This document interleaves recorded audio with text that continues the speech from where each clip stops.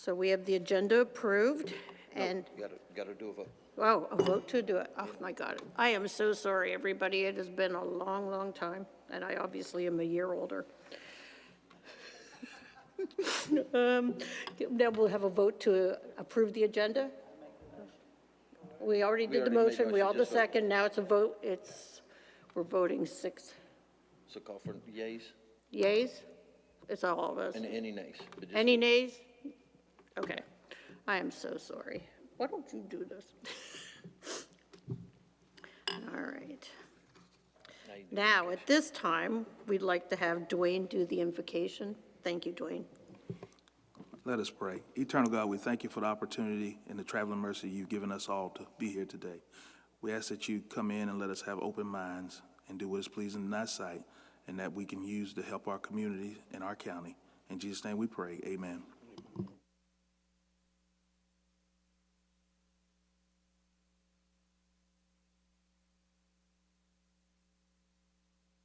All right, at this time, we're going to also do an approval of the minutes from the February 16th meeting. Do I have a motion? So move. And a second? All right, and voting on it, all approve? Any nays? 6-0. Hey, I learned quick. All right, at this time, we are going to call forward the first applicant on the list here on my agenda, which is Old English District, to do a presentation for funding.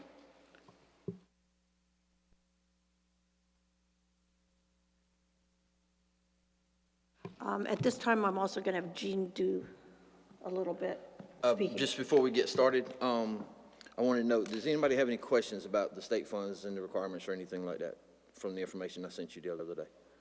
Okay, just want to make sure we were good before we started. Okay.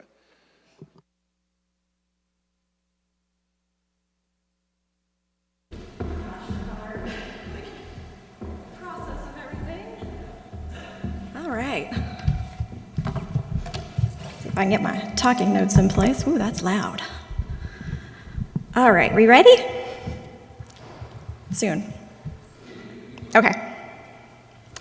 All right, well, good morning, everybody. I am Micah Decker. I'm the new Executive Director of the Old English District Tourism Commission, and I am very excited to be here today. I'm about 5 months into the job, so you're dealing with some newbies today. So again, I just want to say that we greatly appreciate you hearing our application today and value your partnership and your investment. So, we are better together. Think of the Old English District as a 7-county marketing co-op. Fairfield County is a special place, but on its own, it is hard to compete with massive tourism budgets that surround us. So by pooling the OED's money together with the resources of the other surrounding 6 counties within the region, we get that big city advertising power that puts Fairfield County on the map. Your investment is amplified for greater reach, stronger demand, and a higher return on investment compared to a single county approach all on your own. Let's see. So, this past year brought momentum and measurable growth. We aren't just posting on Facebook and hoping for the best. I'll demonstrate over the next few slides how we do that. I'm proud to share that over 70% of our budget goes directly into marketing and targets high-value visitors. These aren't visitors just passing through for gas. We're targeting history buffs, nature lovers, and foodies who are looking for a reason to spend their entire day and their paycheck, hopefully, right here. We're keeping Fairfield County in the spotlight. So this summer, we hosted the South Carolina Welcome Center tour staff on an immersive tour of downtown Ridgeway, where they will then encourage visitors that are passing through with that knowledge that they gain there. We host it every couple of years, so we pop around to different locations throughout every county. So we've also invested in professional photography and videography for local spots like Laura's Tea Room, a few B&Bs, and those beautiful photos and videos are then shared with the property owners. So let's get a little nerdy with some data, and I'm going to try to keep it very high level. So we use a tool called Zartico. I'm not sure if you've heard of it before, but it pulls anonymous data pertaining to where people are coming from, their geolocation, what they're spending their money on, and where they are staying, so their lodging data. So through our analysis, we're able to deduce that one overnight stay is equal to 8 day trippers, the value that they bring. So when one person spends the night, it's the same value of economic impact as 8 day trippers. So really, we want to identify and target those people that want to spend the night. One of my favorite parts of the platform is the geolocation heat map that you can see here on the screen. So as you can see, folks are traveling from all over the eastern seaboard. Now this data is the entire OED, so all 7 counties, so I just want to make sure you guys understand that. But marketing all of us together creates drive and demand from all of these different locations.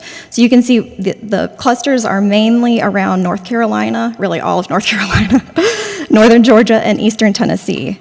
And then there's more and more, all the way up to New York. Even when I was at my neighboring tourism region over in Columbia, New York was one of the top outside, about a 500-mile radius that wants to come down to South Carolina. So we're seeing that kind of across the board statewide. So let's look at these visitors' behavior and drill down a little bit. Right now, our biggest fans are coming from Greenville and Columbia specifically within state. We noticed that our visitors from Raleigh have dipped a little through our dashboard with Zardico, and that's good to know. So that means we need to invest some more marketing dollars in that market. So we're going to dig in just a little bit deeper.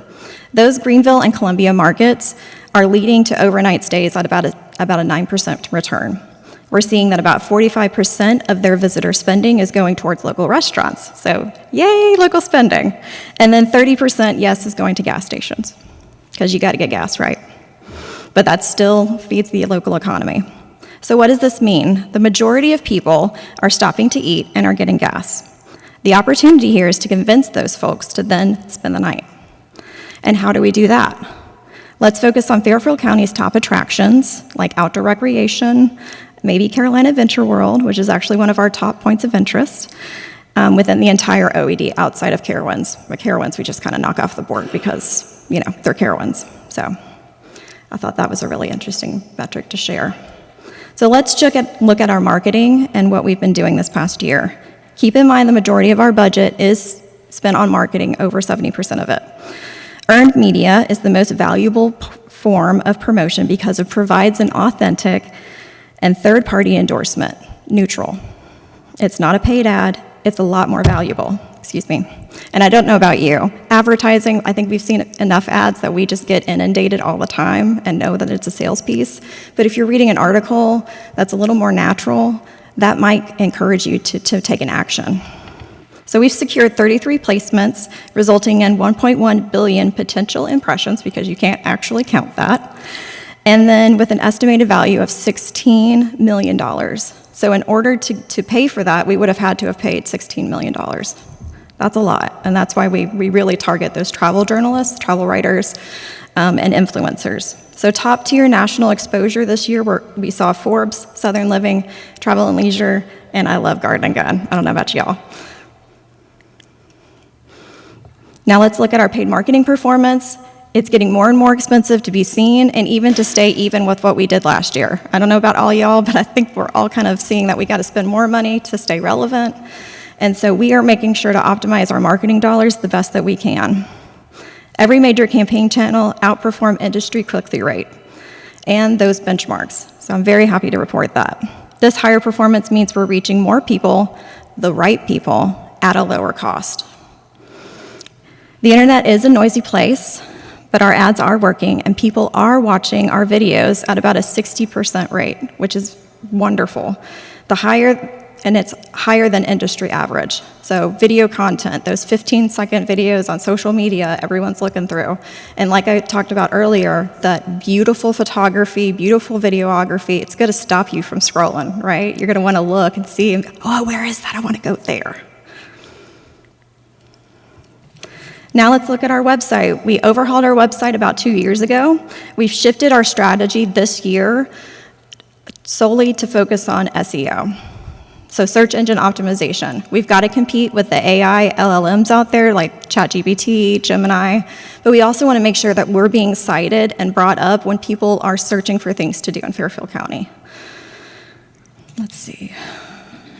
So the visits are up to our website, as you can see, but more importantly, people are staying on the site longer, which is what we want, right? You want to lure them, hook them on the site, make sure they're consuming multiple pages, and then you can keep churning those ideas in their head. So we've got engaging content like events and itineraries that bring that multi-county crossover that we want to see. So I was talking about video a minute ago. Most people now want to pick their next vacation based on a 15-second video. A lot of people are doing that now. 66% of people now prefer that short-form video platform, and if we aren't on their screens, we're not going to be on their itinerary. We aren't just posting and praying for good results anymore. Our targeted influencer partnerships are hitting home, and a single collab that I can reference got over 3,000 likes, which I think is a really good metric. Our highest ROI is coming from food and drink content. So it turns out the fastest way to a visitor's heart is through their stomach. I don't know about you, but I love some food videos. How do we deliver these results, right? It's all about collaboration. Here's a look behind the curtain at some of our secret sauce. So by pooling our resources, the money that you invest in our organization, into a unified regional strategy, we are shifting from local to regional marketing, and we are able to amplify every dollar that you invest in us. So our winning recipe looks like shared investment, cross-county itineraries, like I just mentioned, smart targeting, using that Zydeco data, making sure we're getting the biggest bang for our buck, and we're not marketing in places that we just don't work for us. We want a little bit of an interest, right? So we can hone in and get them more to come. And coordinated storytelling, so consistent brand across the Old English District. So let's talk about what's to come in the near future. We want to turn trips into connections. So by humanizing our region through strategic storytelling, we're giving travelers a reason to fall in love with Fairfield County before they even arrive. Remember those 15-second videos? Who knows where you live, but you're going to look at it and go, oh, I got to go there. That place looks amazing. So get ready for our brand new brand ambassador videos, and you can see a sneak peek of those ambassadors here on the screen. We're adding a new core pillar. So our pillars, outdoor recreation, food and drink. A new pillar for us is going to be makers. So those are the artisans and the crafters, boutique, offerings that sell their wares across the region. We'll be highlighting that pillar to come in the next fiscal year. And of course, in celebration of our nation's founding and the necessity, to tell South Carolina's often overshadowed role, we are jumping head first, feet first, whole body into honoring and commemorating the part that the OED played. And Fairfield County has a part in that as well. We are the most revolutionary region in all tourism in South Carolina. And I'm staking my flag on that. We'll die on that hill. So this plan, we're putting together, we're targeting, let me back up just a moment. So we're targeting history buffs. They stay longer, they spend more money than any other form of traveler. Because more often than not, they want to go to multiple locations. They're coming from pretty far out. They could be those New York travelers. They could be coming from the West Coast. And so that means they need places to stay, they need places to eat, they need things to do. So this plan includes development of a Revolutionary War trail. All 7 of the counties within the OED had Revolutionary War or saw Revolutionary War action, which I think is pretty phenomenal. All 7 counties were also mentioned in the Ken Burns documentary that came out in November. We're working on a targeted itinerary for that as well, where you can visit the actual locations. And for y'all, Cornwallis here in downtown Winsboro. So that looks like the Revolutionary War Trail, a dedicated online history hub to house the geolocation trail, expanded storytelling, including a podcast, and strategic alignment with the State Commission of the SC 250 and Fairfield County's 250. We're engaged with all 7 of our County 250 committees. So looking forward, I'm going to kind of speed through a couple of these. We're prioritizing high-value markets. We're using our data to target high-value travelers that want to stay overnight and want to spend more money here. We're identifying those folks that are already coming, giving them a new proposition, and then targeting visitors that are just passing by and not stopping. We're aligning events, content, and seasonality to ensure we're offering maximum economic impact all year long. And we're launching a new history hub, like I just talked about. It focuses on our deep heritage and captures the momentum of this 250th anniversary. Something else I want to talk about is a lot of the action that the OED saw happens 4 to 5 years from now. That will be their 250th anniversaries. So the State Commission is supposed to stay around, hopefully, please, until 2030, if not a little bit more than that. And so our goal is, by launching the History Hub within the next fiscal year, is to kind of get that slow. We're going to pop right with this 250th big signing of the Declaration, Fort Moultrie, the big battle, Fort Sullivan, this summer, and then kind of ride that wave and amp it up into the next 4 to 5 years when our 250th anniversaries are coming around. So we aren't just marketing Fairfield County. We're using smart data insights to target the right people at the right time with the right message. So this foundation has been built, our brand is resonating, and the data is sharper than ever. So we want to make sure we're using those smart insights. So with your continuing partnership, we will keep this momentum going, turning every marketing dollar into measurable economic growth and a stronger tax base for Fairfield County. Let's see. What do I have to do?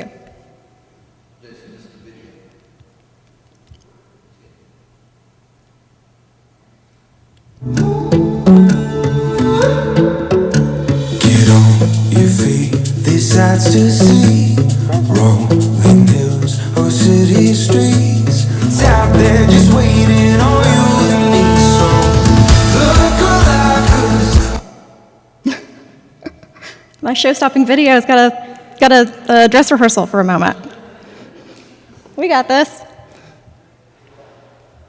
You probably just have to play it on its own.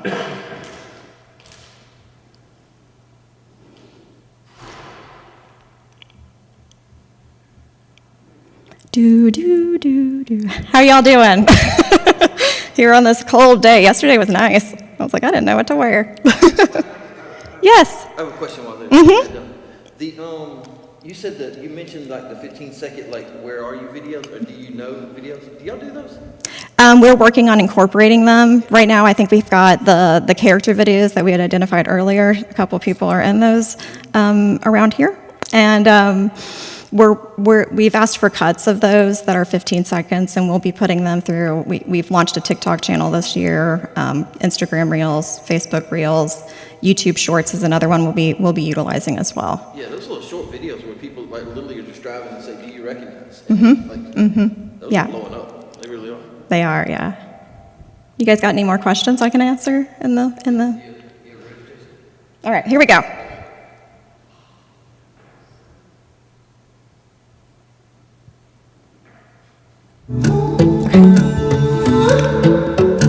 get on your feet, these sights to see. Rolling hills or city streets. It's out there just waiting on you and me. So look alive, 'cause while I was waiting for you, paradise is on the other side of the road. We don't know, taking a long way. You and I were born to roll.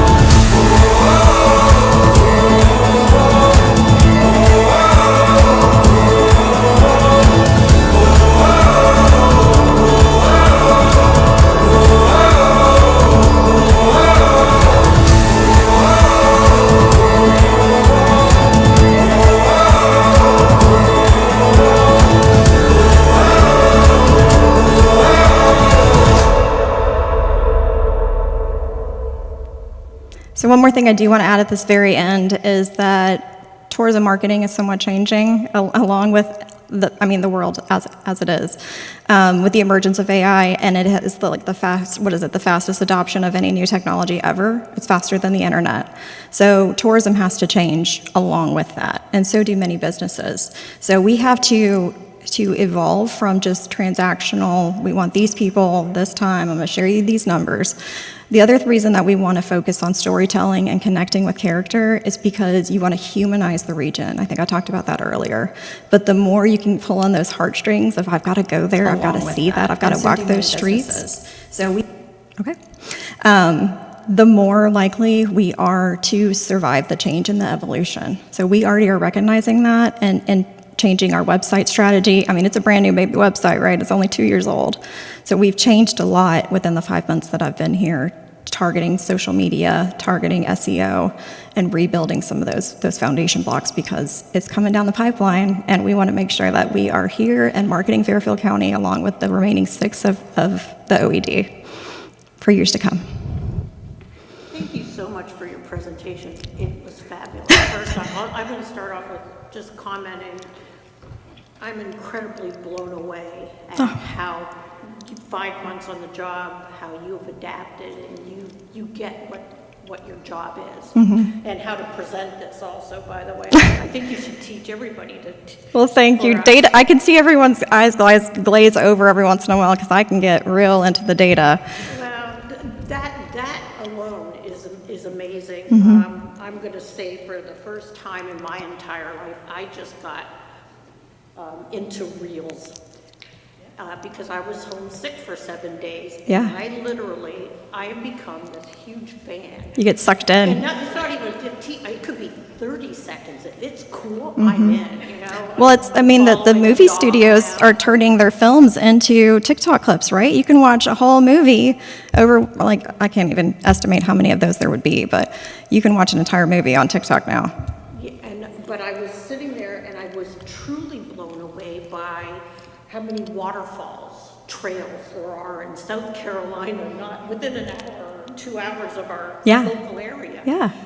That I had no idea existed. So I guess now I do have one question. Absolutely. I know that you get funding from other sources. We are a percentage. Now, do you know what percentage Fairfield County is and how this almost 26,000 that you're asking fits in with the advertising and marketing? Like, is that 26,000 going to be used completely for Fairfield County attractions, businesses? Absolutely. Give me a moment because I brought Lynn with us. She's our project manager, and I just want to double check. It is towards. It is. Most of our advertising, I mean, if you broke it down into the advertising that we do, yes, Fairfield County probably gets a lot more than what that 28,000 would.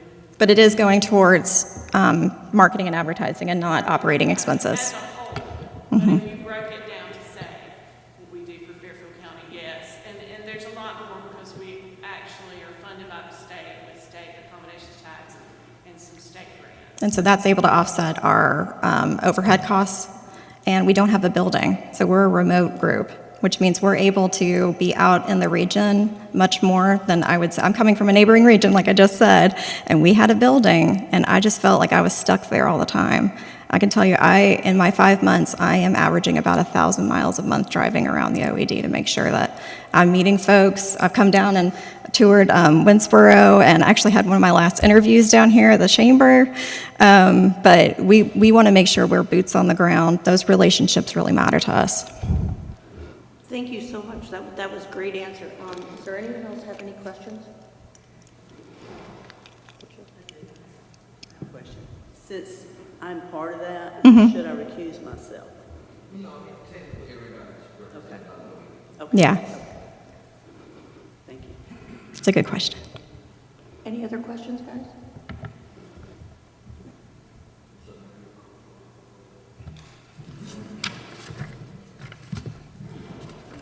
All right, at this time, I would like a motion to partially fund, fully fund, or not fund. Do I have a second? Okay. At this time, how many, any discussion on this? The motion, the motion, are you fully funding? Okay. At this time, since there's no discussion, I call a vote to approve fully funding. All approve? Any nays? 6-0. Thank you. Thank you so much, everybody. I look forward to getting to know each one of you individually. Thank you. Thank you so much.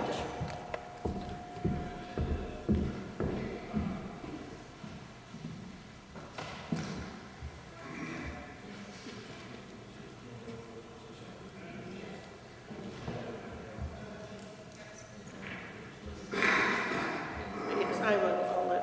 All right, at this time, the presentation for the Fairfield County Chamber of Commerce will begin, but at this time, we do have a couple members here that must recuse themselves, me being one of them. So I'm handing the gavel over to Jenny, who is our vice chair.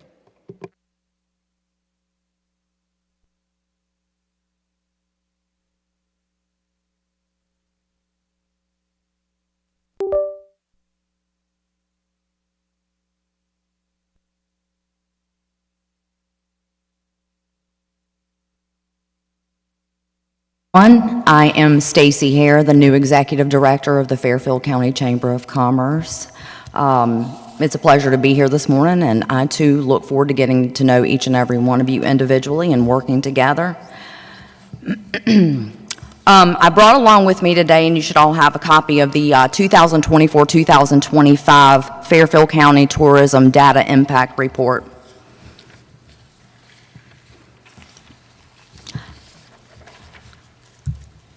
As you can see, and it may take you a little while just to go through the entire report, but on page 3, it kind of breaks down the data a little more exclusively.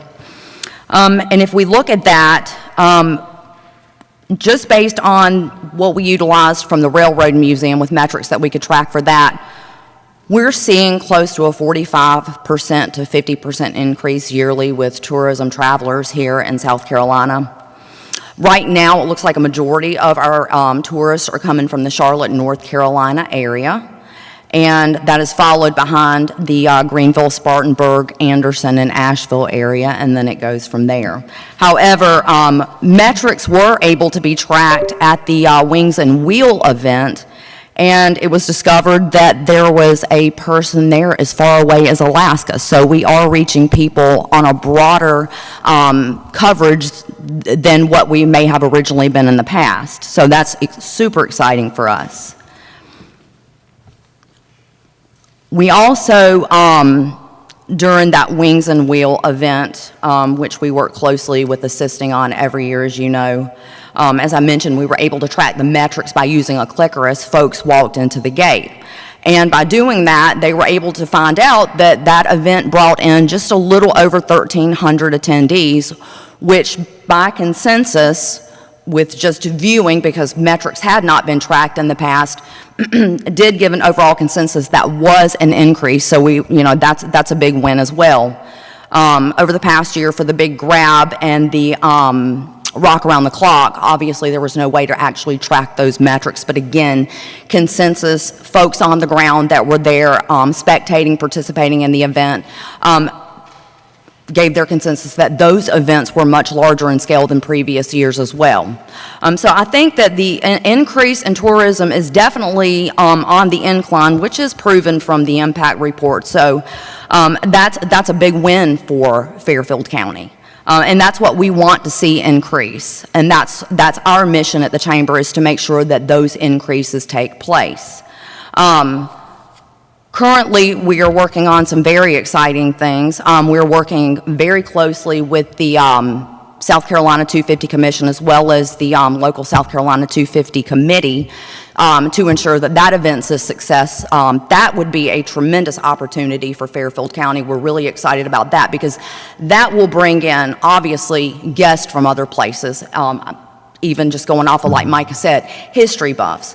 Fairfield County is so rich in our history here with the Revolutionary War, that those folks that, and there are folks that just go to reenactments. That is like their living state. They attend reenactments on a regular basis. So we are working diligently to ensure that that is a successful event that we can bring in those folks for. And we're working on ways that maybe we can track metrics with that as well. Some other exciting things that we're doing right now, and I'm actually going to be piggybacking off of what Micah has been talking about on a much smaller scale. Fortunately, we've had resources over the past 2 years that Fairfield County Chamber has not had in the past, and that's our websites. We now have the 2 websites. One is a website that is a total encompassing overall website for the Fairfield County Chamber of Commerce, but our second website is dedicated solely to tourism. We also utilize Facebook. However, in doing a lot of research, if you look, certain social media platforms engage certain age demographics. So with Facebook, for instance, the audience demographics for Facebook tend to be the baby boomer generation and the Generation X. We are working to reach a broader age group. We want to be inclusive of all of them. So if we're going to do that, we're actually getting ready to start utilizing multiple social media platforms. That way we can reach all audiences across the board. Right now, based on the data, TikTok is the #1 way to advertise tourism worldwide. And I wholeheartedly believe that because we look at TikTok and then decide that we're going places that we've seen in videos.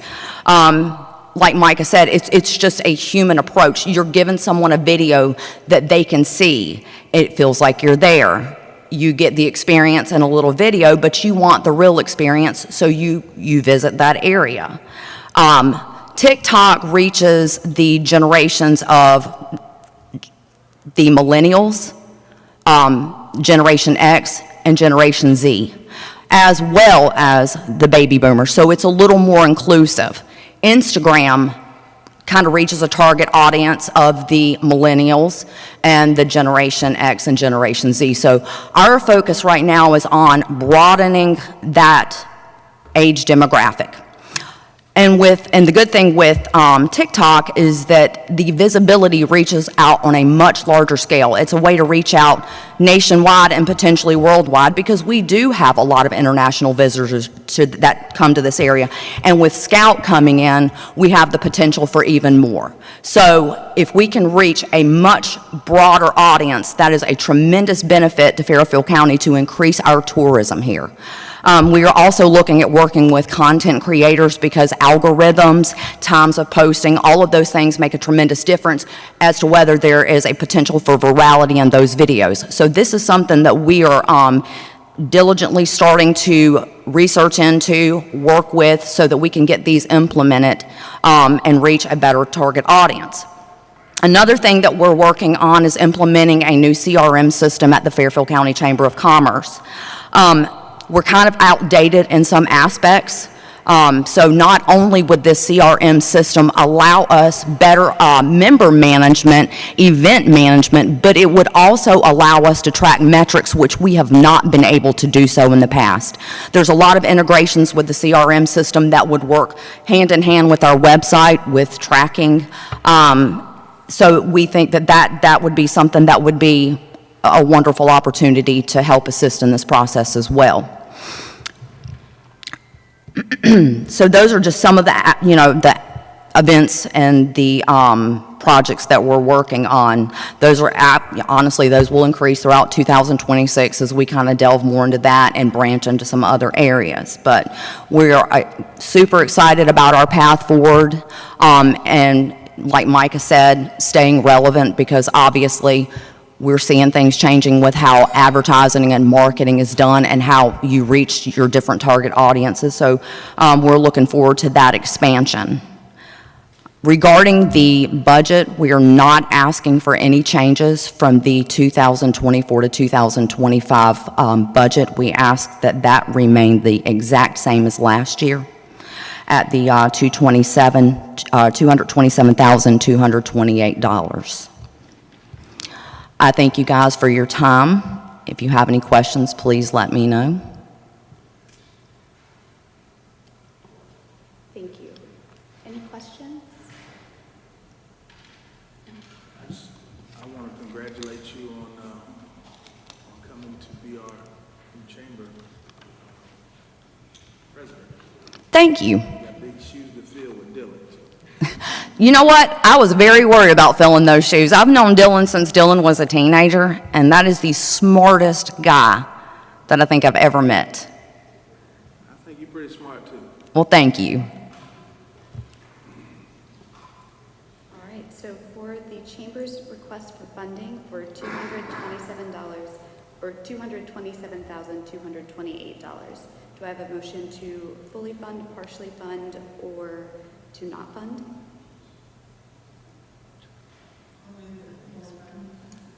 Second.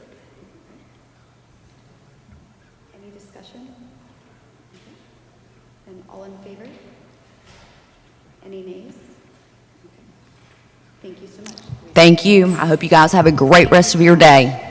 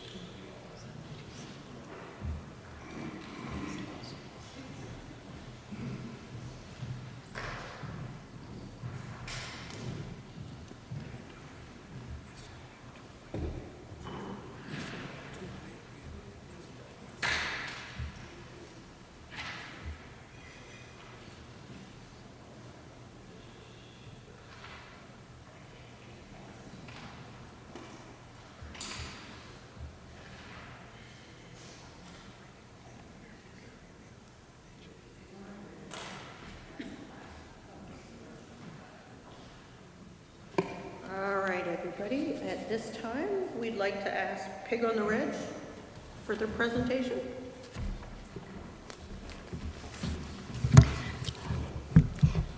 I'm a little short, so I have to adjust And everything. just to be clear, we Okay. finished the state funding part of this meeting, so now we're back readdressing issues with local funding monies that people are asking for, and that we had questions. Thank you. Thank you.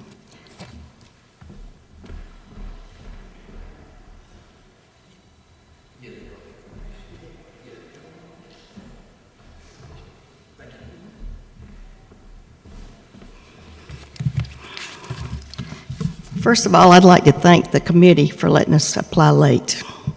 We were not aware of it. We had several community people inform us that we should apply. And I want to tell you a little bit about Pig on the Ridge. Pig on the Ridge has been going on for 26 years. It's the first weekend in November. It's a 2-day event. It's one of the largest events in the state of South Carolina for barbecue cook-off. It's also, as far as we know, the biggest event in Fairfield County that brings tourism in. Normally we have anywhere from 35 to 40 cookers that come from all over the state, and people come from North Carolina, and we have had them as far as Georgia. When they come, they bring their families and their followers. We actually have people that follow cookers for all the cook teams in all the state cook-offs. Also, we have about 30 or 40 vendors that come to Pig on the Ridge for 2 days, and they say that's the best festival that they ever make any money off of. Up until 4 years ago, the Pig on the Ridge was actually run by the town of Ridgeway, but they elected not to have anything to do with it anymore, so they turned it over to a group of us.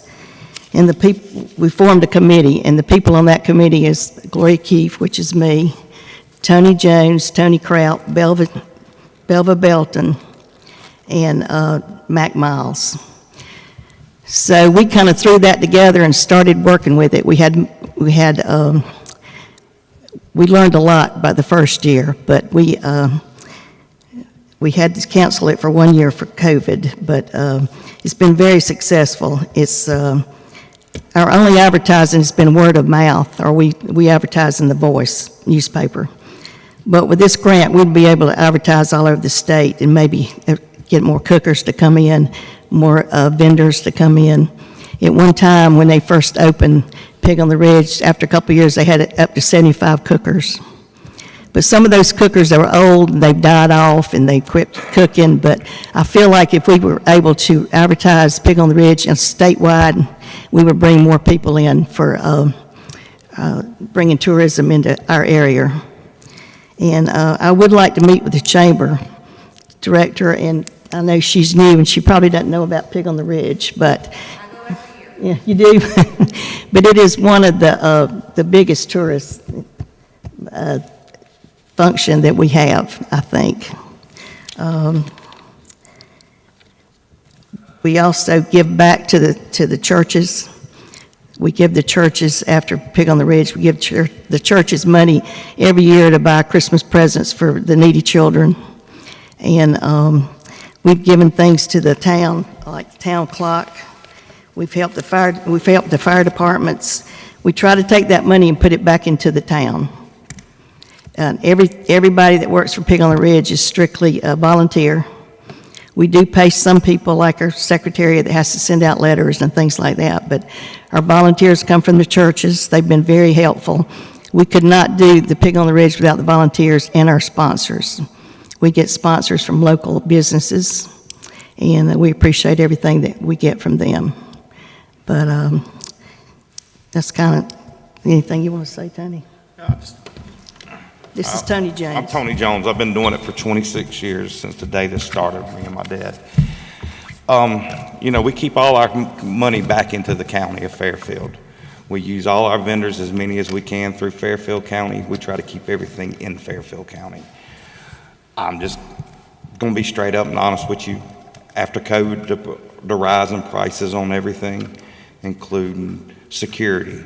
We use Fairfield County. We buy our meat local. We try to use everyone directly out of our county. The thing is, though, I'm just going to be honest with you, if we can't get some kind of funding through the state or somehow, we're going to have to do away with Pig on the Ridge. This year, prime example, we barely broke even on just the meat. So we're here now, and it's like I said, I'm saying this, and I don't mean this directly shot to either one of you. We have these two here. They didn't mention a thing about our event. Our event's the biggest event in the county. It's one of the largest events in the state of South Carolina when it comes to barbecue. We'd love to keep it going, but like I said, we're in the point now of what we paid on just the meat and our security last year. We've got to find some other way to do it. We'd love to keep continuing to do it, but we need some support from our county. Not just the people in our county, but our actually county administrators and stuff. So if you could, we'd love to have y'all. I'm sure most of y'all have been to Pig on the Ridge.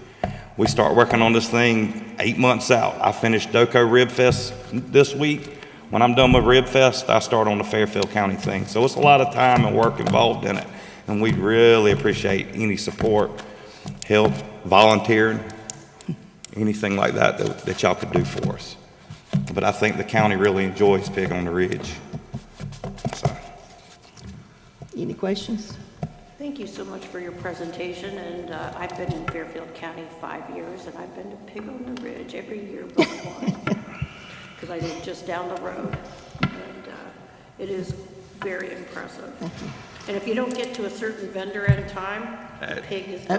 Yeah, You see how quick it goes, so. Yeah. If you don't get there early on Saturday, you don't get barbecue either. So we appreciate your presentation. Do not, and Tony, you might as well stand up too, because I have a feeling the questions are going to be, it sounds like you really know the business. Well, I've kind of behind the scenes. I try not to put my face on the front of it, but like I said, I start within 9 months out.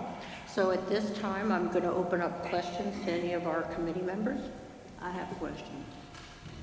Most of our applicants have a financial that comes with their packet. Do you have a financial? No. You don't. Such as, a lot of them will say how much things cost that they need or they're asking for.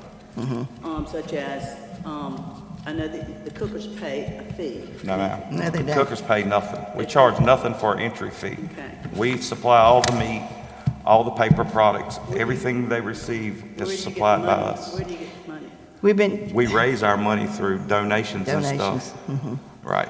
All the signs you see Pig on the Ridge sponsors, Yeah, I used to do that. Right. Yeah. They sponsor it out, they give us so much. That's what we depend on to put our event on every year. So if sponsors don't sponsor, that depends on the size of our event. Because I know that before, And then when we sell the meat, we get our money back for it. Again, like I said, we spent, I think it was $13,000 on just meat. Before anything happens, we write a check for that amount for just the meat. We pay our own paper products. The town of Ridgeway offers no employment help for us. We do it all ourselves. We reach out, we have to get our own septic. We handle the county. We use the sheriff's department as our security, which we pay out. We have to pay each deputy. I think we spent what, $12,000 this year on just security. We use Fairfield County EMT. so there's no entry fee. No, ma'am, there's no entry fee. It's free. I've had cookers all the way from Tennessee, Georgia, I know you have. North It's Carolina. a great event. I mean, Yeah, yes, ma'am. I mean, it's the largest event in Fairfield County. It's a 2-day event. Well, another question, because I do own a store and own my building in Ridgeway, as you know that. Yes. You bring vendors in to Ridgeway and they sell their goods. They don't shop at the store. Oh, yes, ma'am. I'm gonna have to disagree with you there. They might not use yours, but roofing company, both the restaurants in the town, the gas stations, they're all used. Okay. That's why most of us close on Friday nights. But let's go back to the people that you bring in. Do they get business license or peddler license No, ma'am. whenever they come in? No, ma'am. They So pay. there's no There's no what? revenue coming in to Ridgeway? To the Ridgeway? Yes, ma'am. They pay a fee, 30, Okay, so I'm asking, what do yeah, they pay? the vendors pay a fee. The vendors pay a Bring fee. the crafts in and the, Okay. yeah, yeah. So that's what we need, a financial. yeah. I feel that we need a financial to see exactly what you're asking for, because we don't know. Okay, We don't know that. yeah. I would like to see the monies. I know with the restaurants, they Yeah. have the hospitality tax that they have to pay, the H tax, whatever, they pay every month. But with the vendors that you're bringing in, are they paying it? I mean, that is a big issue with me. Yeah. Is that the food trucks, those things, are they paying? Food trucks their pay, money back? they pay a fee. They pay a fee. They pay $250 to come and park. Okay. And the vendors that bring in the crafts, they pay $30 for both days, Friday and Saturday night. So that's basically what we want to see. Well, okay? that- So give that- us an estimate of. Yeah, we can do What are that. the vendor Yeah. fees coming in Yeah. to Fairfield County? Yeah. And also, you're asking for $25,000, Mm-hmm. and I really would like to know exactly how you want to spend that money Mm-hmm. to make sure that we are appropriating that $25,000 to what we're legally allowed to appropriate it to also. Mm-hmm. Okay. Like, there are some things that we cannot authorize funding Right, for, you know, right. different things. Of course, that would be used for, promoting the event, But if getting you the could get event that ahead. in writing Okay. for us, because we're trying to do also, since we've joined this committee, we've done transparency. We really want to know, so if you come back to us, let's say we give you 25,000, Yeah. we say yes.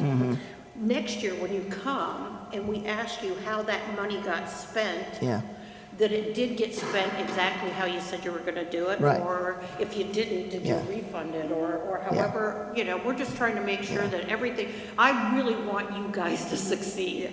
But we just need the basics.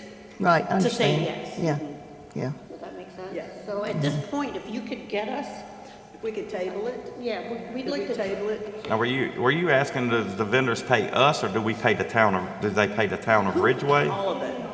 Any and all of it. Where does all this money, so anything you bring in, because you're a 501c, so you're not for profit, we know that.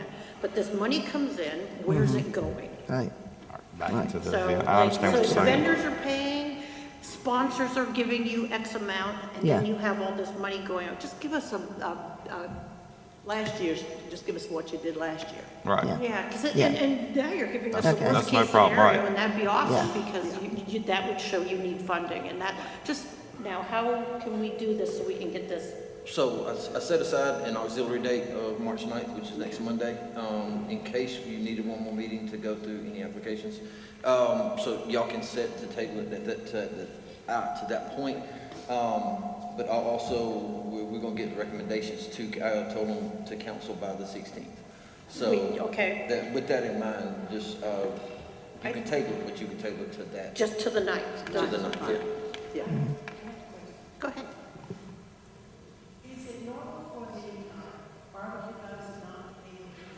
No, man, we're the only one in the state that doesn't charge an entry fee, which is why we're one of the largest, ma'am. Well, if we start charging, a lot of the people won't come in to do it, so we try to keep it this way. That way we can get more cookers in. Some of them do charge, some don't, but we try not to charge. That way we can keep the cookers in like we do every year. Show us what you get the money to. Ma'am? Show us where the money's going. Okay, Okay. So Yeah. the charities that you Right. do. right. Go ahead.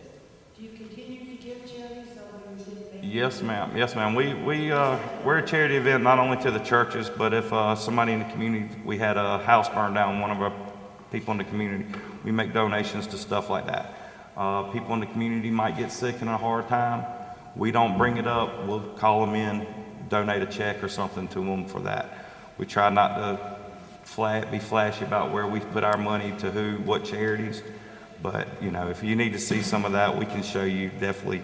Like I said, we're here for the community. We not so much into the business part of it, but like I said, if somebody in the community's house burns down, we give them $1,000, $1,500, anything to help.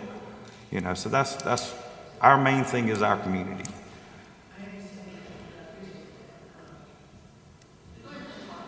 Yeah.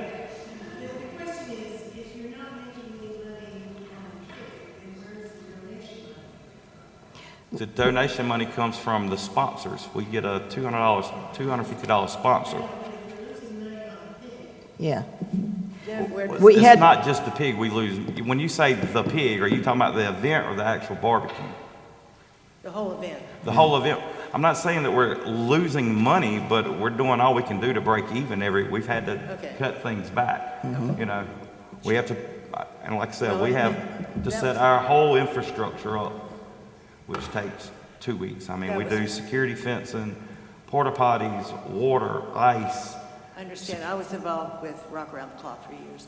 The bottom line, though, was my question about charging your cookers, because even if you charged less than what every other place is charging, you know, you'd have that extra income. Yeah, we would have that.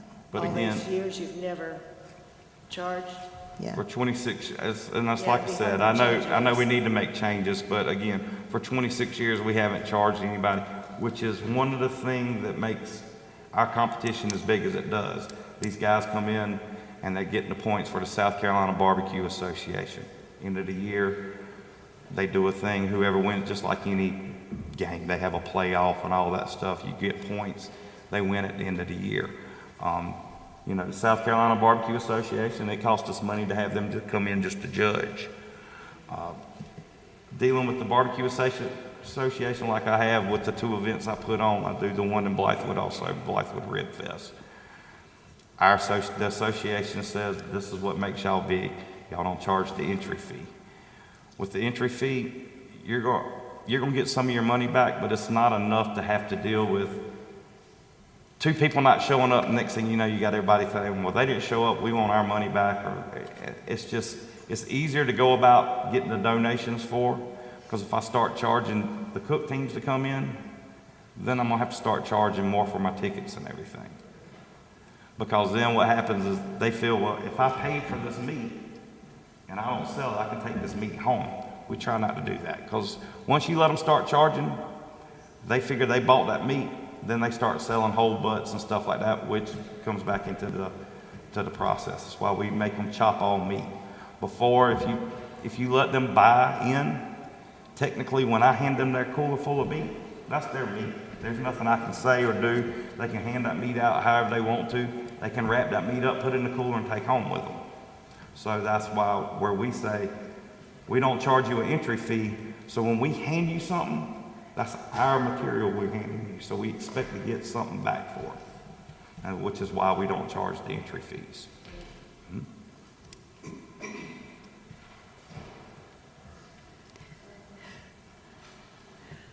Do we have any other questions, guys? If you could get that to us. Okay.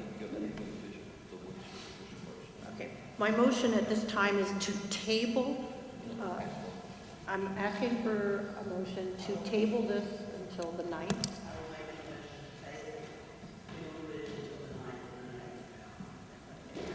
And do we have a second? Susan? All voting in favor? 6-0. Any nays? 6-0. All right. If you could get that to us way before, like as soon as possible, just, you know, it doesn't have to be fancy. Just give us exactly what you think, you remember, what you know. Oh, we got a CPA and everything that can show us your receipts and stuff like that. And basically, you know, that would just really help us, and we'll see you at 9 a.m. on Monday, the 9th. Thank you so much. Thank you. Okay.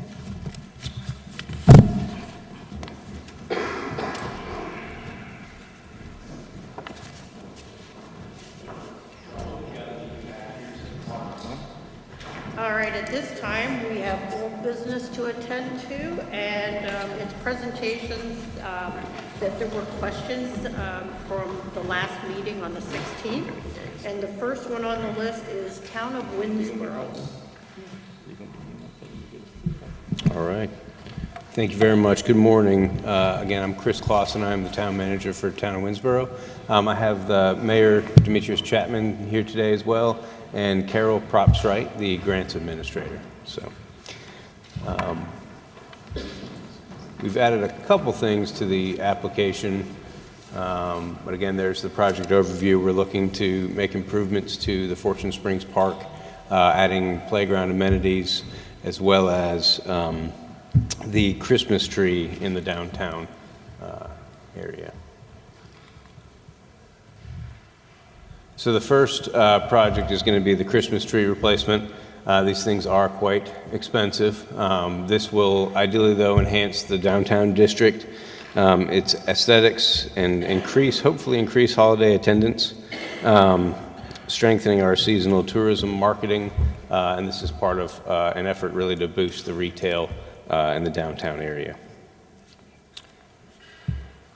That's just a look at what the new one would look like. The existing tree is almost 20 years old at this rate, so the new look would be much more clean, consistent, LED, and it's a little bit taller as well. The second project is going to be the playground installation. This would be ADA, so it will be more accommodating. The existing structure, I believe, is from the 80s. There's pieces as well that look like they might have been from the 70s. There's a lot of broken concrete, I guess they were play structures. I don't really know the purpose of them, but we need to get rid of those. We need to make things much more accessible. So this would attract families. This is a regional park, so we do see attendance from really all over the state. With the effort that's going on there at this time, there's over $2 million going to the park itself. The playground area, though, was not included given the nature of the grant that we got. So this should hopefully support the birthday parties that are already going on. We have reunions. We rent out the shelters there. So this would just further enhance the existing facilities and hopefully complement the downtown revitalization efforts as well. That inclusive design, we're looking to make things, more attractive, more accessible for all families. So this should increase the daily park usage, encourage that repeat visitation. We do see some schools and church use, not as much as we would like, but we're hoping that this would further attract that. There's a look at a structure that we have in mind. And then the capital projects and construction costs, that's really the site amenities, site improvements. So putting down the equipment is great, but if the soils themselves and the playground area is not really still accessible, it doesn't help that you have a structure that is accessible. So that is the intent of those dollars. And really, we're looking to extend, ideally extend the lifespan of the park there. Repair frequency, ideally that would be reduced as well, obviously with newer equipment. But this is the overall plan, though, for the park that they are implementing as we speak. That's to be complete by June. The landscaping and everything is going in April. So ideally everything would be buttoned up. This is the state is managing this project. So I can't be 100% on all the timelines, but they are under the deadline with the skip funds. So June 30th would be the last day they could expend those dollars. So it is to be completed at that point. And if y'all know the historical nature of the park, this plan really is a throwback to the original park. However, they've added a lot of the stormwater bioswales, is what they're called. So intentionally distributing the water in certain areas so that we don't have the massive ruts and issues that we have right now with drainage.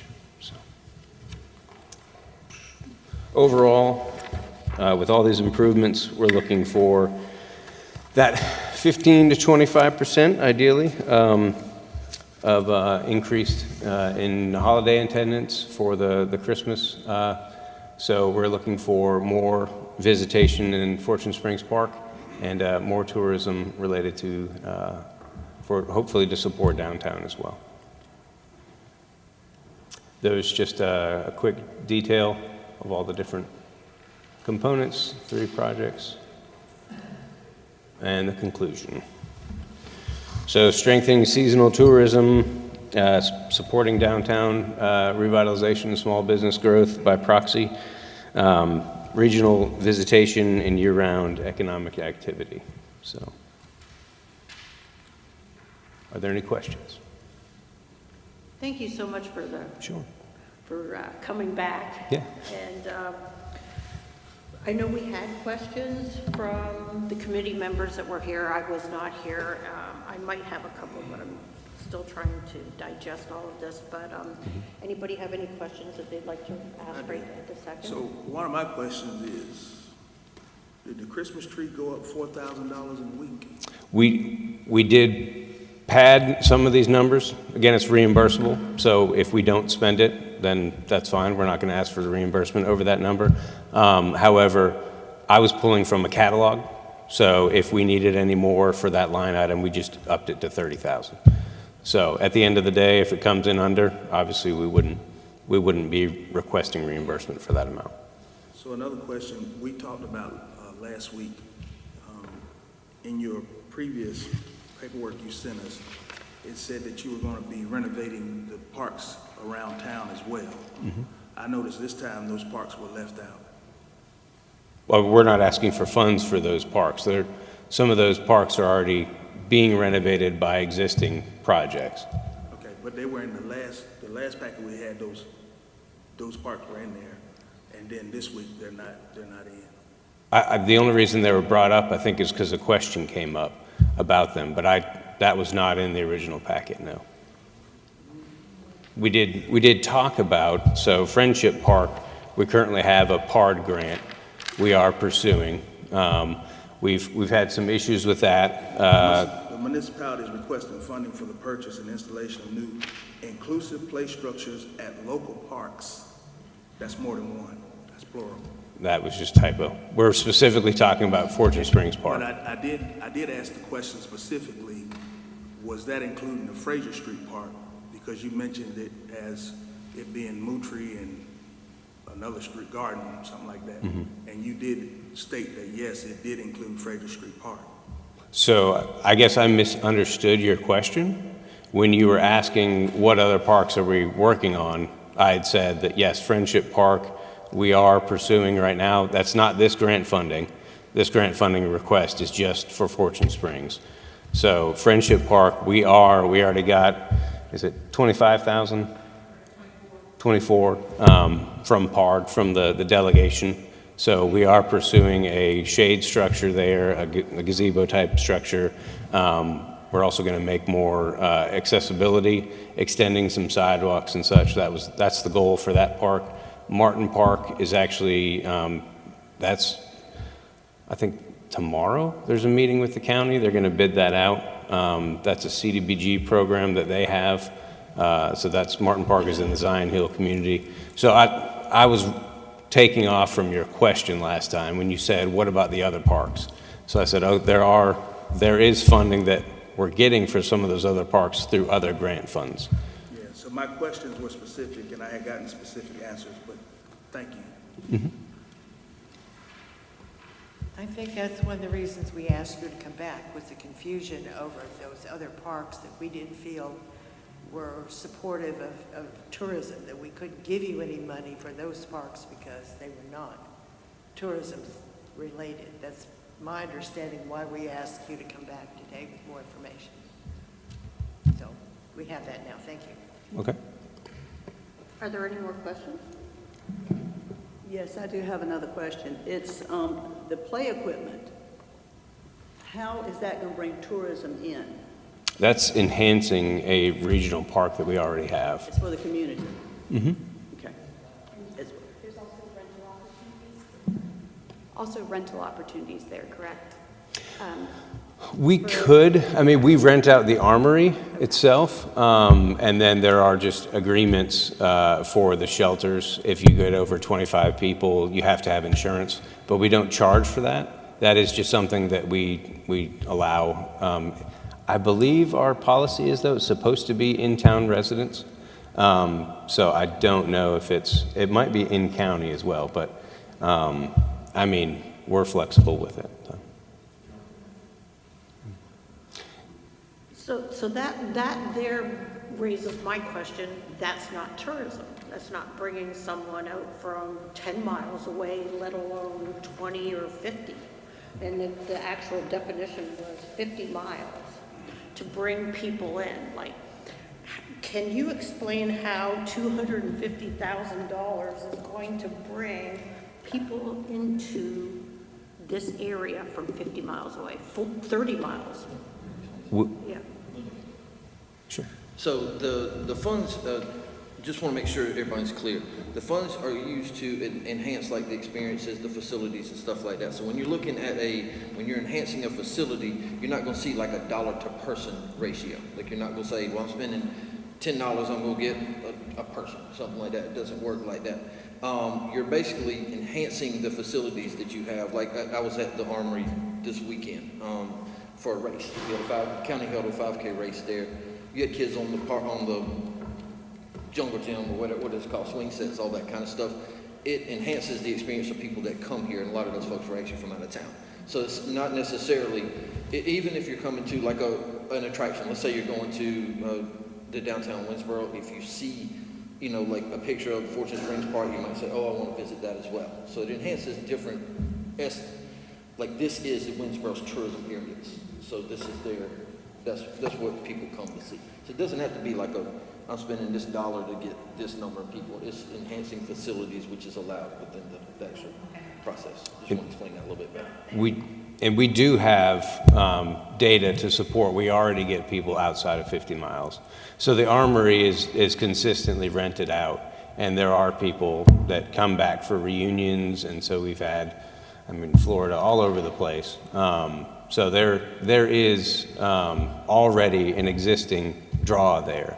We're just saying we want to enhance this. Sorry? Did you bring that data with you? I did not. I submitted a summary of the questions just from, and that wasn't one of the things that I had submitted. Right, and so what you submitted was a summary. It was summarizing what we had talked about. But I think it was clear on last week when we tabled this to make sure you brought everything that was supportive of the information that was requested. Obviously, data would certainly be the top of that list. I didn't include that, so that is on me when I just kind of submitted my notes that I took. So I apologize for not having requested that, but I would say that's on me for not specifically mentioning that.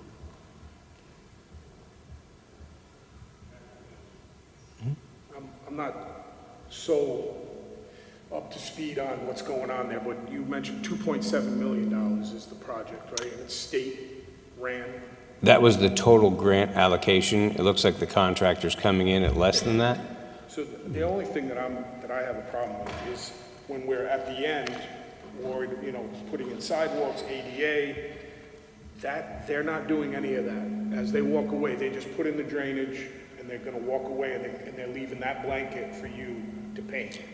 So their project was specifically like the inner ring, if you will, and they are just dealing with drainage, but they are redoing all the sidewalks in that area.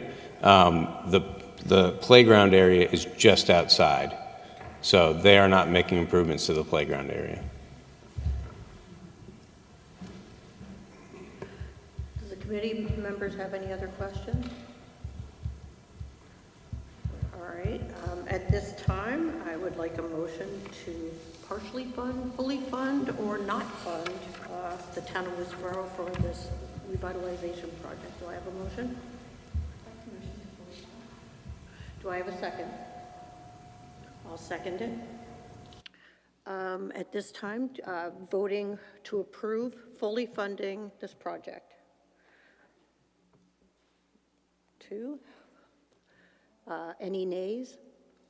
That's 4-2. So now do I do a motion to partially fund? At this time, would anybody like to do a motion to partially fund this? Yeah. Can we do it again? I mean, I'm going to motion to partially fund. I think Winsboro needs some help. Okay. Well, then I need, somebody else needs to, do I have a motion to partially fund? Partially fund, could we specifically Yes. put the amount we'll partially fund? Yes. What would you like to motion as the partial funding? Not the park. Okay. I'll fund the park, but not the tree. Well, what about the capital project? That's part of the park. That's part of the, Yeah. that's part of the park, that's part of the 125. I'm still concerned with the 2.7 million that they got. Well, but understand that that's for very specific things. And so like, because I'm involved in a SCIP grant for like another project and like it's very, very specific. So like anything without, like that's outside of that scope, like this, I mean, the state is heavily, it's state, federal funding. So it's a very like line item thing. I respect all that. I have a problem, not a problem, I'm not trying to get all stamping my feet, but every amount of money you're asking for went up. So I'm just want to know why it wasn't done in the beginning, when installation went up from 95 to 125, the 55 to 95 on the capital project and construction, and then the Christmas tree, a few thousand extra. I don't know why we didn't see that at the beginning.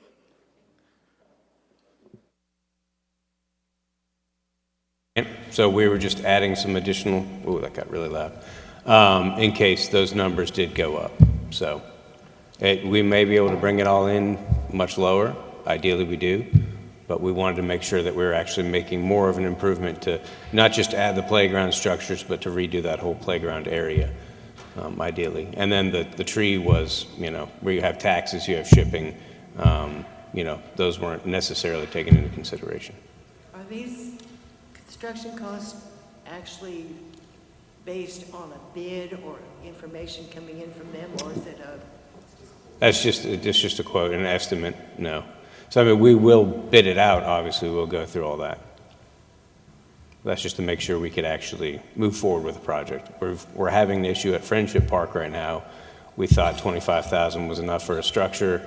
Turns out no one's bidding on it, so.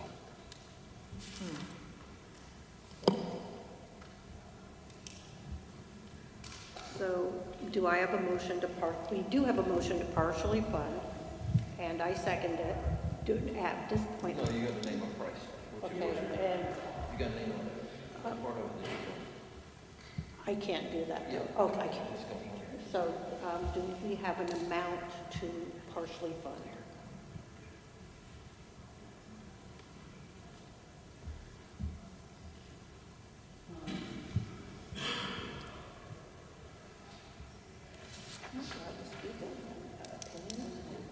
Okay, so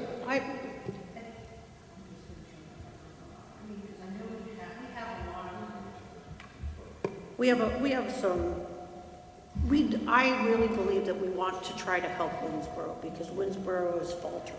We know that, and you guys are working really hard to find ways to improve the downtown experience. And honestly, I would really like to see you guys spend money downtown to make it prettier, to, like whether, and honestly, a $30,000 Christmas tree, I mean, it's like, it's a few weeks and then it's over.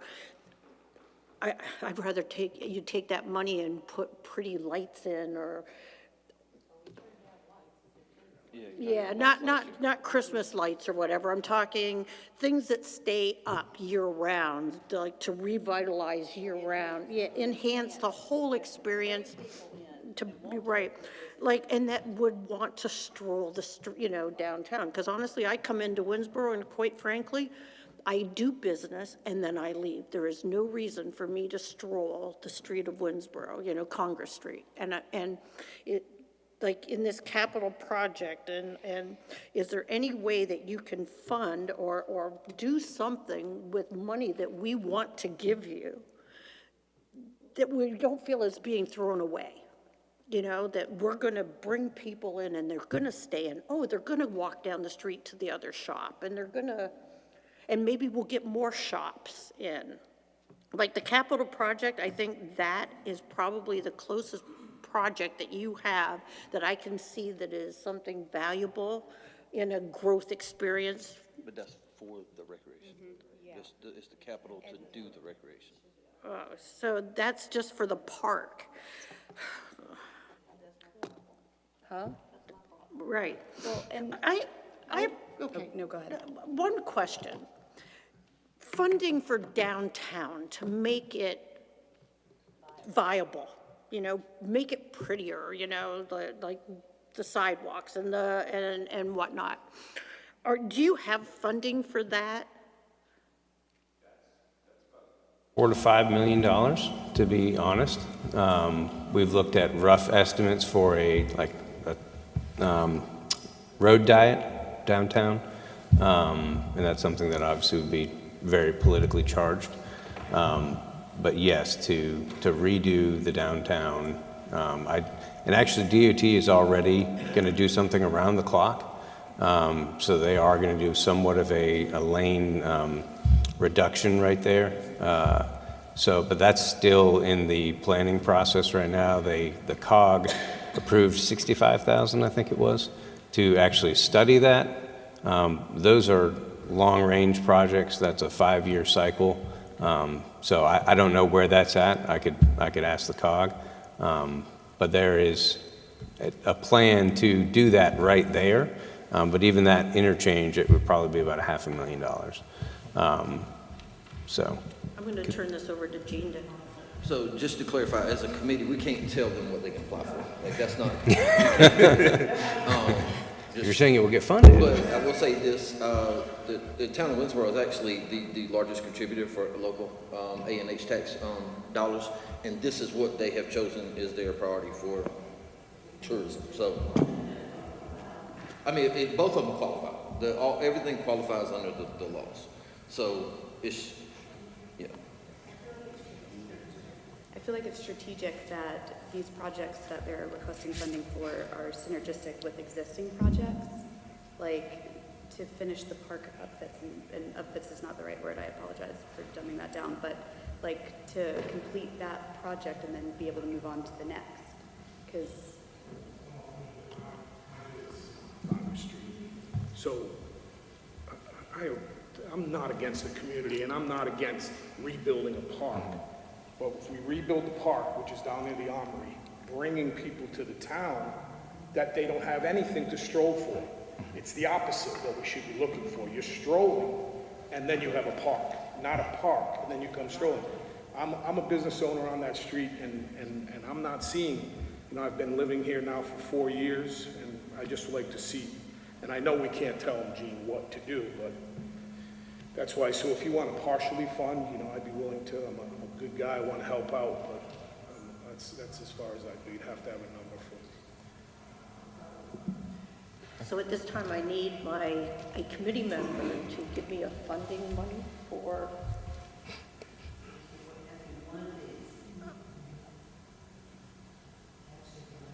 My problem is I don't know exactly what it is that we're funding because it keeps changing. And so, I'm like Dominic, I want to give something, but I want to know what it is that I'm giving and what it's going to affect, what areas. So I will say that the application that hasn't changed, the projects haven't changed. It's the amounts. And what Chris is saying is, let's just take, for example, the playground. I think the original request, wasn't it like 95 or something like that?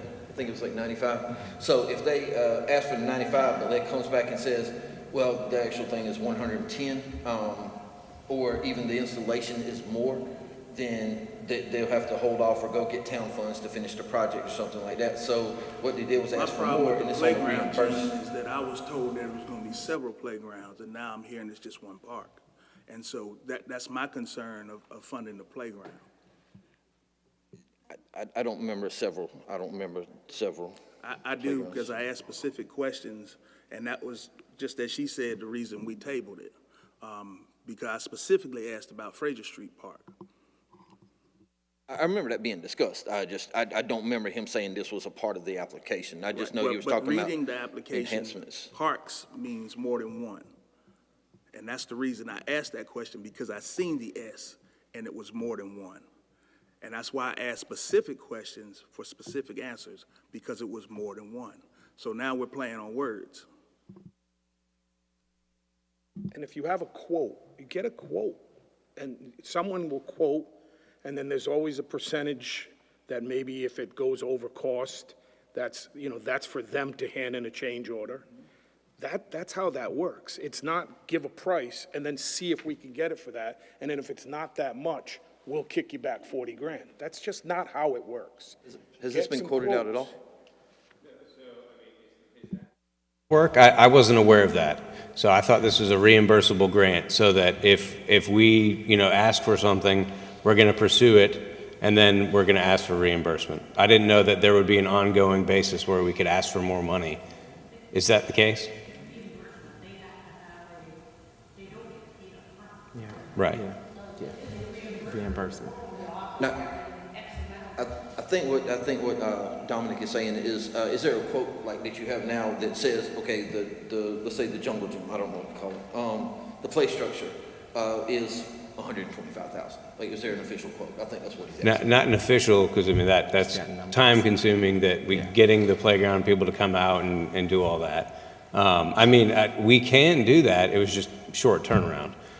So the question is, if we need to do that, we'd be back in a month, maybe. Depends on the season. How'd you come up with that estimate? Using their actual, their books that they have, they give us their different catalog materials, tests? yeah. Okay. So it is based on. It is based on solid numbers, just but a yet number. not a definitive, this is what it's going to bid at. Yeah, okay. So, Yes, but if you get someone on the phone and they will come out if they're gonna sell you a product, I've not always been in this cooking, making sandwiches business, so you have someone come out, we can go on the phone right now and it wouldn't be a month. So this, I don't know why it just wasn't done like that. The first piece of paper that we got is incomplete, and now we asked you, we tabled it, we could have just voted no. We tabled it, and then we're getting something back that's wordy, but I feel a little incomplete. Was provided is exactly what I had asked for. You guys didn't add anything to the email thread. We didn't add anything to the email thread, but we did mention before, right when we tabled it, the things that were, expected to be brought back. And again, data is definitely going to be one of them. Everybody that has come up here, even the Pig on the Ridge, we've asked them for data. Everybody that's come before these folks and everybody that will come after these folks, we're going to ask for data. We're going to ask for financials. It's very clear what the rules and regulations say, and yeah, it doesn't have to be exactly tourism, it can be this, that. But these are the things that are supporting documents so that we know we're being good stewards of spending those dollars.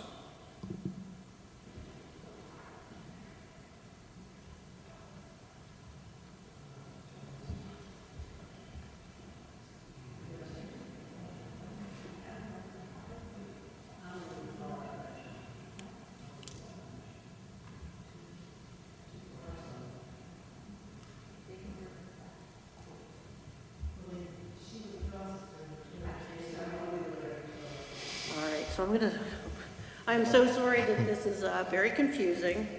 We're really trying to help out, and like Dwayne said, when we were brought into this committee, we really took it with honor that it was taxpayers coming into this area funding this money, They say that it doesn't cost my business, it doesn't cost me personally. Well, yes, it does.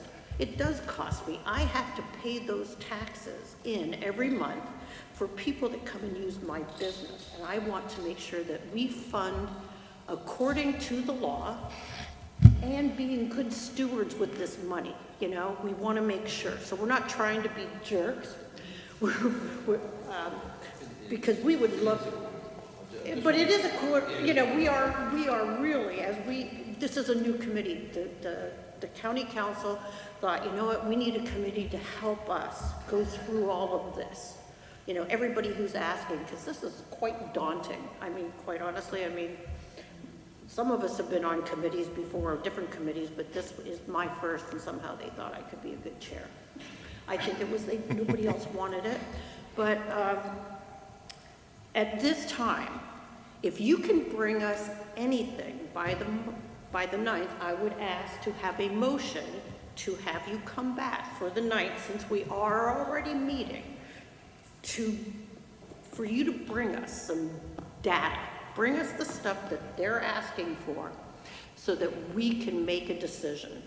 Because at this point, I think we're going to probably say no. So at this point, do I have a motion for them to come back on the 9th to table this to the 9th? Do I have a second? I have a second. Would you be willing to just come back, and I'm sorry to bother you? No, that's fine. Can I get an understanding of exactly the data? We've talked about there's confusion. At this point, do I have a vote for yes to table this until the 9th? That's 4. Any nays? 2 nays. Okay. The motion is for tabling till the 9th. And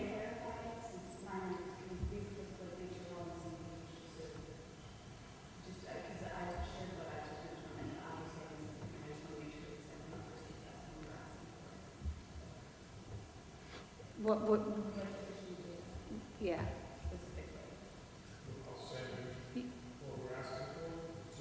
Well, let them know exactly, let's.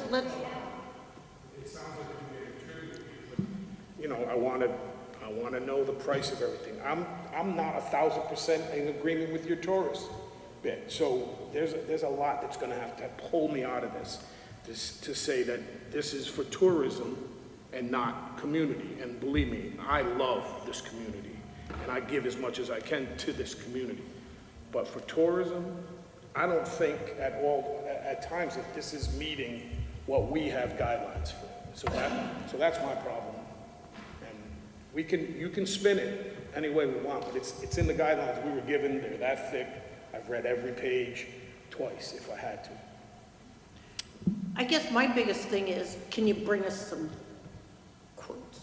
Really, I know you're gonna be on or off, and I know you're gonna quote it high, let us know. I mean, the fact that I was not at the last meeting, so I don't know what you presented then, but I'm obviously hearing there's a discrepancy now that you've changed the numbers, which I didn't think was part of the deal. I thought it was that you were just going to come back with some hard data to explain the money that you were asking for in the first place, so you could understand our questions. I mean, I'm sitting here going, well,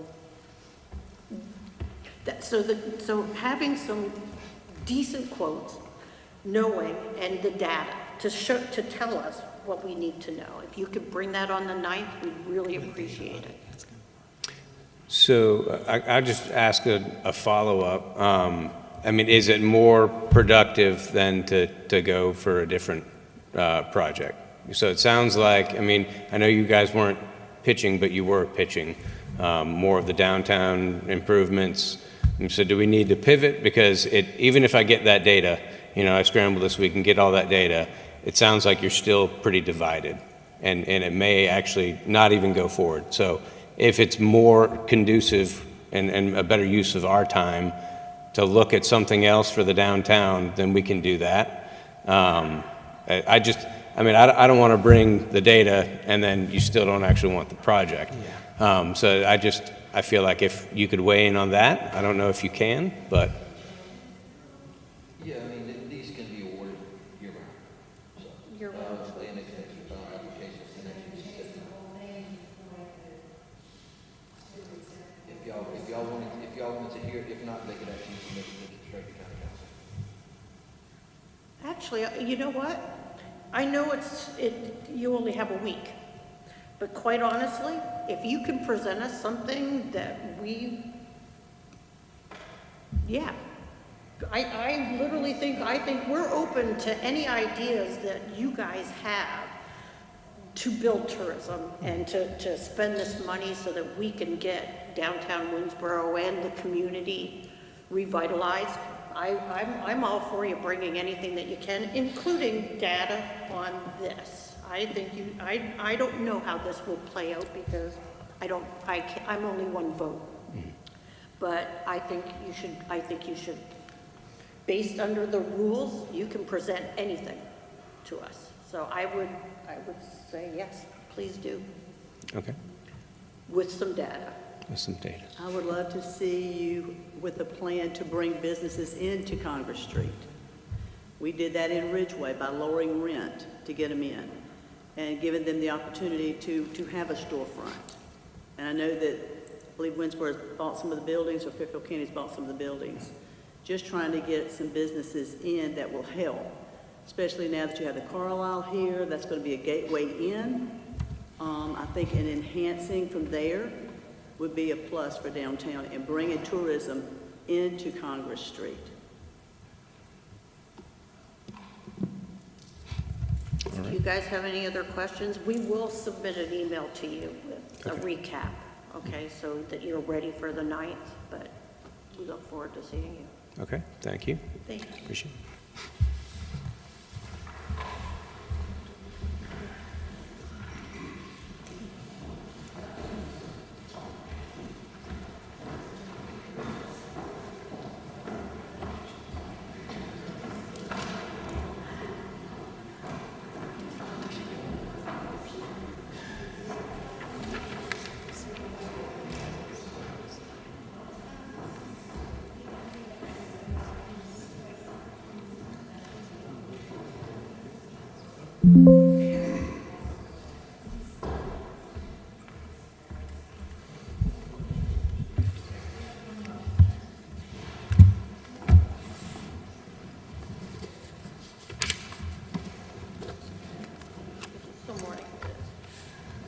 Good morning.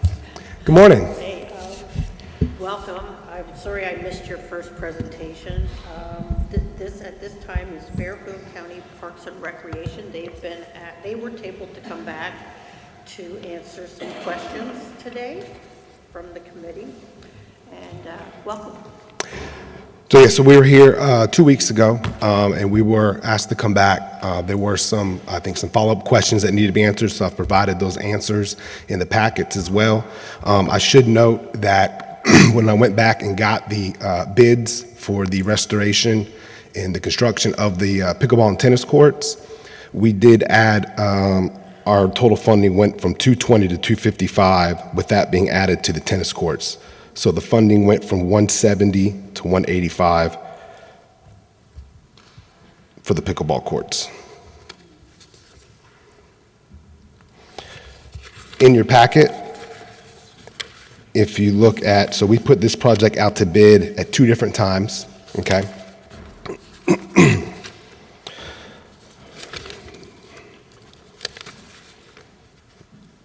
There was a bid in August that came out at 213.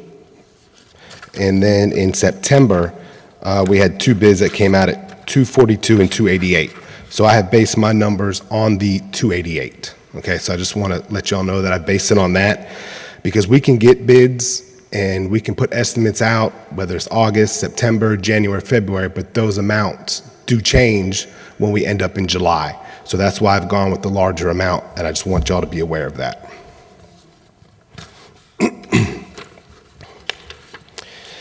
And then also in your packet, you'll just find some quotes for fencing, for windscreens, as well.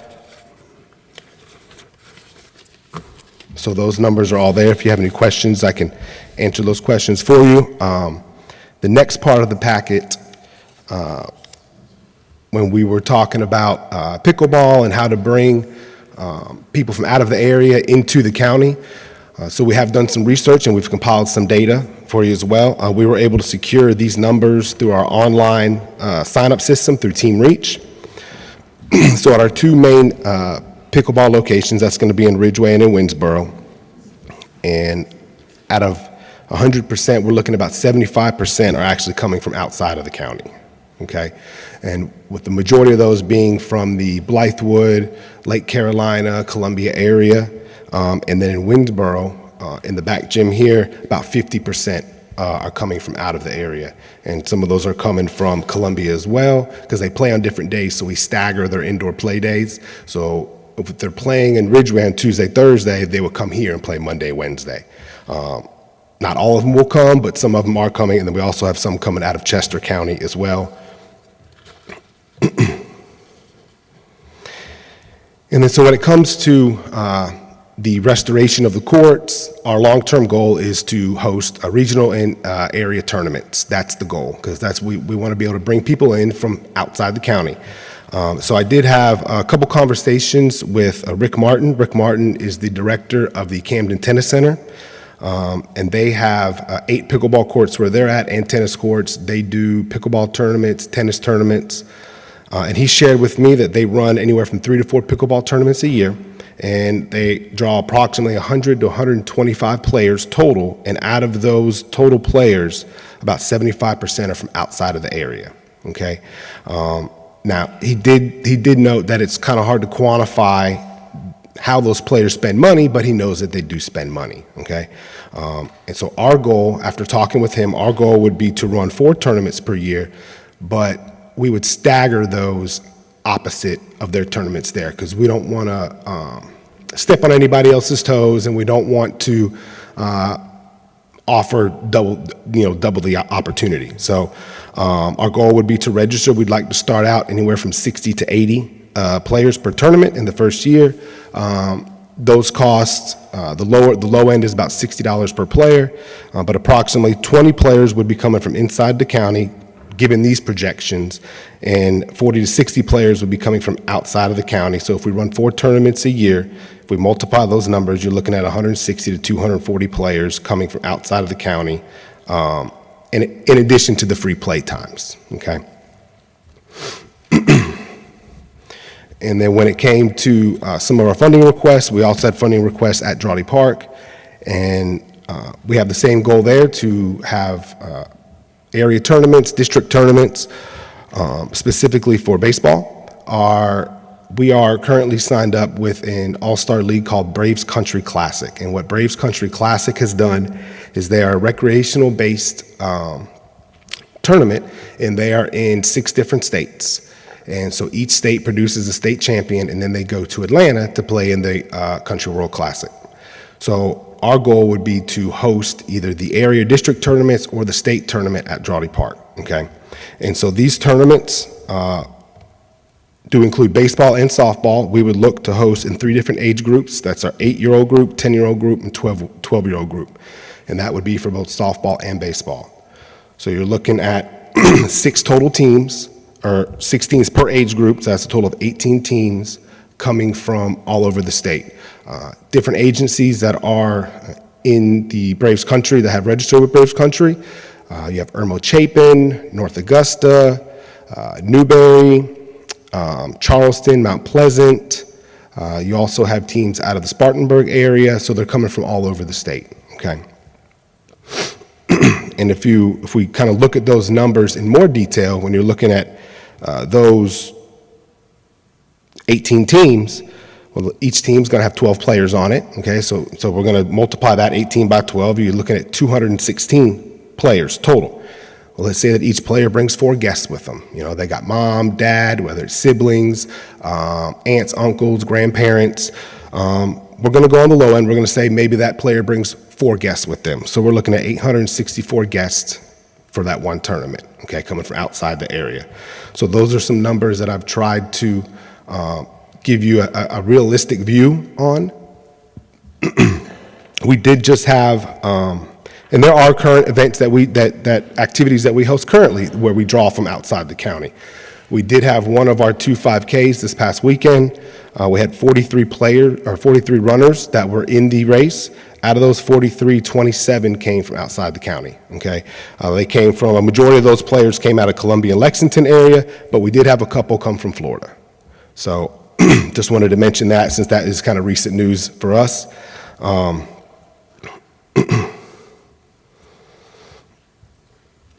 Is there any questions in regards to kind of our projections and our funding requests? I'd just like to say thank you for the data. Really appreciate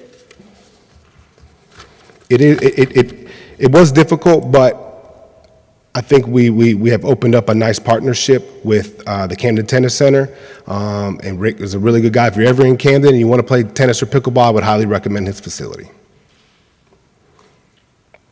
Is there any other questions from any of the committee members?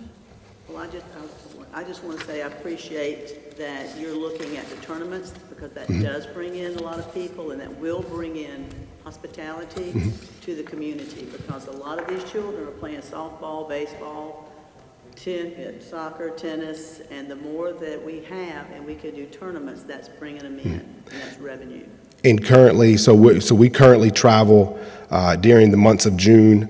Our teams would travel to places like North Augusta, Aiken, and they do stay overnight. And so I know that they have to pay for their accommodations, and they're paying for their meals. And so we would like to bring that money locally. And not only that, but it's going to help our parents not have to travel as well. So I'm sure they're going to appreciate that. Are there any other questions? Do I have a motion to partially fund, fully fund, or not fund? Do I have a second? Susan seconds. How many are in favor? Those 4 in favor. How many nays? 2 nays. Motion is passed to fully fund the $255,000. Thank you so much for coming back. Thank y'all very much. Appreciate you having us.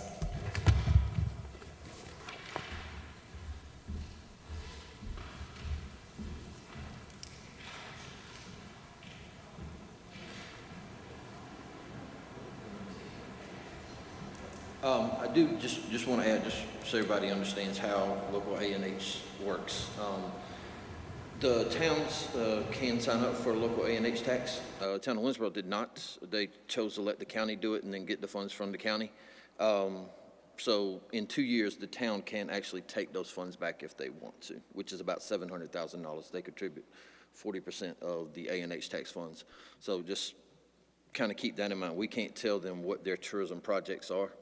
But their parks and their downtown area are their tourism.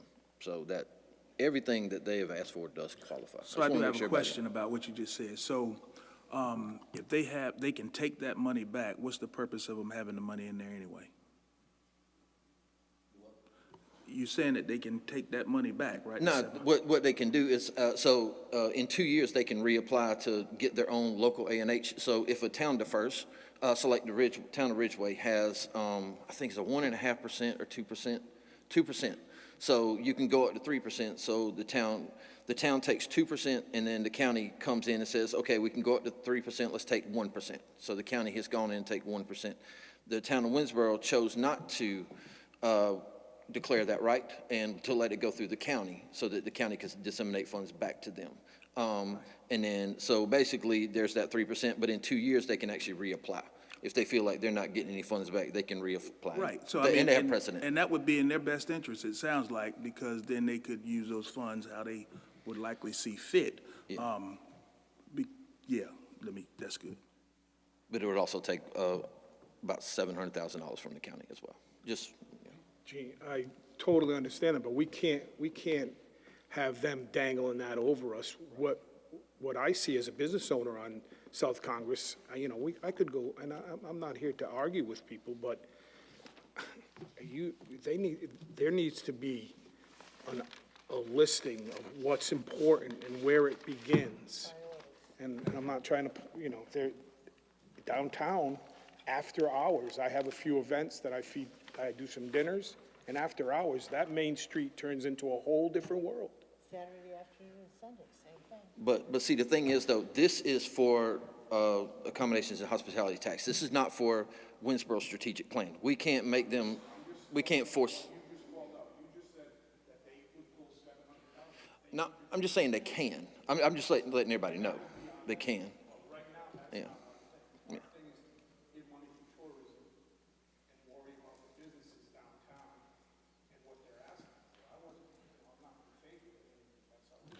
And to caveat on what you said, because I've heard through the street committee that there's been some talk about that. And what I don't think is fair is, if that is the case, that them be able to come in here and hold us over the barrel, and like you said, dangling a carrot to us, because those are you can always take your ball and go home and play it. But see, I will say this, he never mentioned it. He didn't mention it. I didn't Town of say he Winsboro did. never mentioned it. I'm just letting you all know to be aware. And that like I said, so they couldn't what come you back in 2 said, years. that's that caveat on that. I have heard that in the streets, and if that's the case, then so be it. That's their rights.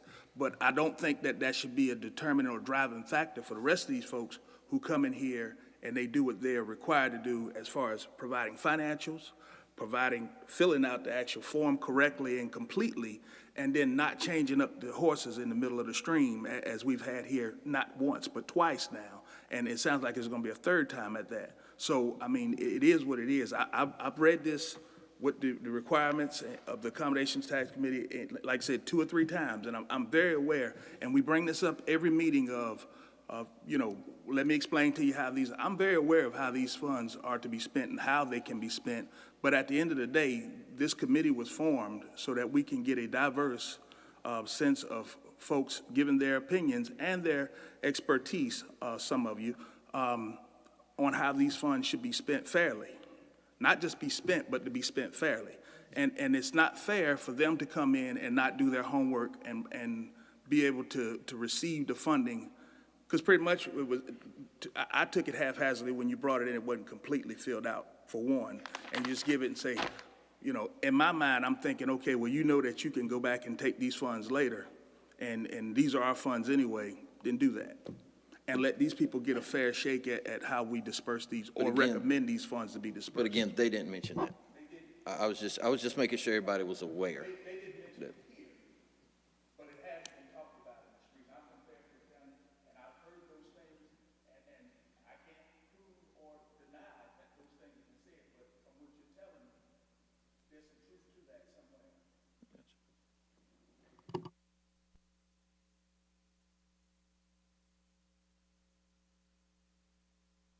All right, so at this time, we have taken care of all this business, and we have 2 presentations on the 9th at 9 a.m. I'll see you guys there. And do I have a motion to adjourn? Do I have a second? Second. Thank you.